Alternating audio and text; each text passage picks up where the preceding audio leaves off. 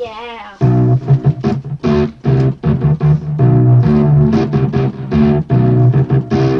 You clicked on this video. If you like it at the end, make sure to like and subscribe. This is the Steve Time for Julian 1.0. Oh, yeah. 1.0. Steve Time for Julian 1.0. Yeah! The history of the 90s or all that. Part 1 by me. The origins of the 90s or all that can be traced back to a massive, decentralized social media movement that gained significant traction in the late 2000s.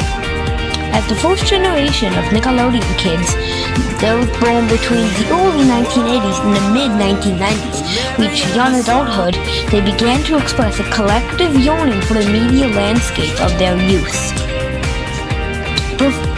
Platforms such as Facebook became hubs for viral campaigns, most notably the Bring Back 90s Nick movement, which eventually amassed approximately 15 million fans. This groundswell of demand signaled to Viacom that their archival library possessed significant untapped value as a branding vehicle for adult viewers. The network leadership, led by figures such as Keith Dawkins, Senior Vice President and General Manager of Team Nick and Nicktoons, recognized that these shows consulted the pop culture DNA of an entire generation. Fun fact, this is not a plug or anything, not sponsored, but my dad actually told me that on Pluto TV, you can watch old Nick shows. The strategic objective was to create a block that reflected the specific requests of the fan base, while integrating deeply with social media components to create an opponent viewing environment for a demographic that was increasingly moving away from their linear television. This led to the development of a 2-hour block that would air, 2-hour nightly block that would air on Teen Nick, a channel that had previously been formed through the merger of two blocks. Teen Nick on Nickelodeon and the N on Noggin. What is this? Why is it called, like, I know I put this here, but it says Teen Nick. Oh, maybe it's Teen Nick? Like, make up your mind, Nick. Fine! Snaps. And as that, the 90s or all of that was born. On the night of July 25th, 2011, extending into the early morning of July 26th, the 90s of all that made its debut at midnight Eastern Time. The block derived its name and visual aesthetic from All That, the live seminal sketch comedy series that had been the cornerstone of Nickelodeon's live-action programming in the 1990s. The launch was met with a level of enthusiasm that exceeded even the network's optimistic projections, more than doubling expected viewership increases in several key metrics. According to Nelson Media Research, the debut night raised Teen Nick's ratings by a record-breaking triple digits across young adult demographics. The performance was so strong that the full programs featured in the midnight to 2 a.m. block outperformed high-profile late-night network talk shows in the same time period. The initial success of the block necessitates a dynamic programming strategy that can maintain audience interest over the long term.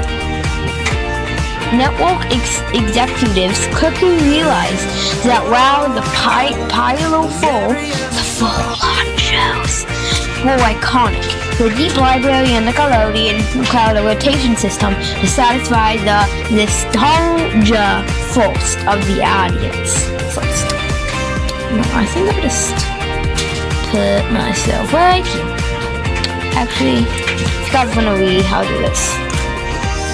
By September 2011, the network began introducing significant changes to the lineup, testing the limits of what series would resonate with late-night viewers. On September 5th, 2011, the blog reintroduced two of the most requested series from the 1990s animation boom, Rocko's Modern Life, and Hey Arnold. These shows replaced Clarissa Explains It All and Doug in their respective time slots. This transition was marked by an unducenary amount of time, similar to the Marathon sister network Nick at Night used for mainstream acquisitions. The variety of the schedule in the early months, where shows were frequently rotated in and out, reflected the experimental nature of the book. Central to the 90s of all that experience was the reintroduction of Stickly, a popsicle stick character with googly eyes, who had originally served as a host for Nick in the Afternoon in the mid-1990s. His return was a key element of the block's brand identity, serving as a bridge between the original era of the content and the modern interactive environment. Stickly hosted the You Pick with Stick segment every Friday night, which utilized online voting to determine the programming schedule. This interactive mechanic was vital for airing shows that, while popular, did not have the broadcast rights, availability, or episode counts to justify a regular 5-night-a-week strip. Through U-Pick, the network was able to broadcast episodes of Real Monsters, The Angry Beavers, Family Double Dare, Legend of the Hidden Temple, Rocket Power, and Salute Your Shits. The voting results often highlighted specific fan priorities. For instance, on February 3rd, 2012, Rocko's Modern Life defeated the Angry Beavers in a head-to-head vote, leading to a weekend marathon hosted by Stick and his brother Woodnot. In March 2012, Salute Your Shorts won a themed voting event called Stick's Shamrock and Weekend against CatDog. These interactions served as a primary petri dish for the network to observe which archival properties have the highest social capital. The network utilized a holiday-driven and stunt-oriented scheduling model to keep the block's content fresh. In late December 2012, the blog featured a holiday gift guide, which integrated social media content from Tumblr into on-air bundles. Guys, remember to leave a like at the end and subscribe if you liked my new intro and the older video.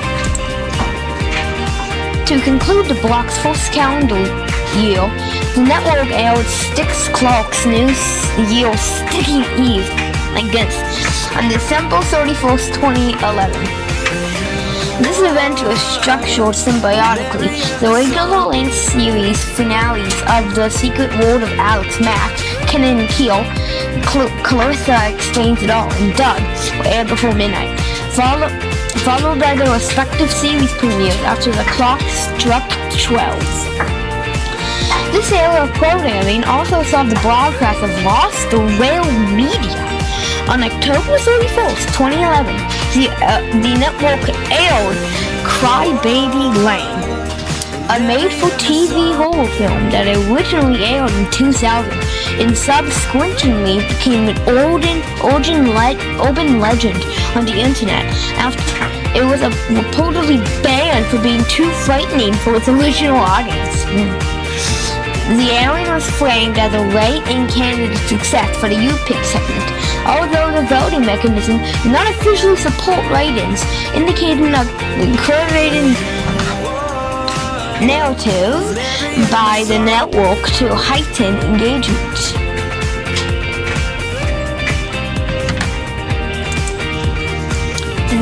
The distinguishing feature of the 90s was the parity maintained between its on-air broadcast and its social media platforms. The Block's producers implemented a strategy where online and on-air concepts were treated equally moving content from the web to the television screen in real time. This was a response to the realization that the target audience did not just want to watch shows. They wanted to recreate the unique community experience of being a 90s Nick kid with a modern digital playground. In early 2013, the Block launched the 90s meme oil stunt, which capitalized on the internet's obsession with nostalgic memes. Sounds like the great meme reset, which never happened. The network seeded specific Nickelodeon's themed meme templates, such as Condescending Cannon or Sleepy Tommy Pickles, across Facebook and Tumblr. Man, Tumblr. Is Tumblr still like a big thing? Fans were invited to create their own versions, which were then integrated into the on-air Interstellars. The most innovative aspect of the stunt was the introduction of the in-show memes during broadcast of classic episodes. The on-air team placed bold right impact font letters over famous scenes, effectively creating live memes on the television screen. These images were subsequently posted as GIFs on social media, creating a recursive loop of engagement that kept the conversation active across multiple platforms. What, my TV just turned off by itself? In my audio system, what just happened? Yo, I'm not joking, my TV just turned off. It just turned off. Look, I turned it back on. I just turned it back on. What just happened? What's happening? What just happened? What the crap? What the crap? What? Okay, what happened? April Fool's Day became an annual focal point for the Block's high engagement stunts. On April 1st, 2013, the network conducted an anti-programming experiment. What's happening? What's happening? You're joking. What am I looking at? Oh. Okay. And they fought for the Block's high engagement stunts. On April 1st, 2013, the network conducted an anti-programming. After promising a full-scene episode of Rocko's Modern Life, the channel instead broadcast a static 30-minute shot of a jar of mayonnaise. I love watching mayonnaise. The broadcast included fan tweets scrolling across the screen as viewers reacted with varying degrees of confusion and amusement. This stunt trended as the number one topic on Twitter worldwide and tripled the average rating for that time slot. The later iteration of this trend on April 1st, 2016 under the rebrand Splat, the network executed a stick roll. During a broadcast of Cat Dog, the screen abruptly cut to the music video for Rick Astley's Never Gonna Give You Up, Never Gonna Let You Down, with the character Stick Stickly digitally inserted into various scenes. These stunts were designed to reward the superfans who watched live, fostering a sense of exclusively and shared humor that was vital for the Block's branding. Another major engagement driver was the Ultimate 90s Nick Showdown, a multi-week bracket-style tournament on Facebook, where fans voted for the best 90s Nick show ever. The network utilizes all of Facebook's native voting functionalities to experiment with the different levels of fan participation.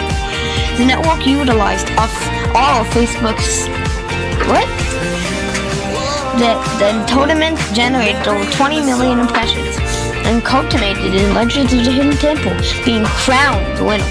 To conclude the event, the network aired a victory marathon on the show, demonstrating that social media had a direct editorial control of the on-air schedule. As the block aired its first year, the 90s brand was beginning to feel restrictive. A significant portion of the nostalgic audience who had affinity for late 80s pre-Nicktoon content in early 2000 series that was followed by the 1990s boom. Furthermore, the network sought to better align the block with Nickelodeon's historical logo. On September 11, 2015, the network announced a comprehensive rebrand and expansion of the block under the title The Splat. The Splat launched on October 5th, 2015, and represented a major escalation in the network's weekly commitment to retro programming. The block expanded from its original 2 to 4 hour window to the full 8 hour overnight block, running from 10 p.m. to 6 a.m. Eastern Time. The end of part 1. See you again soon. Like I just said, thanks for watching to the end of the video, and thanks for watching, and as always,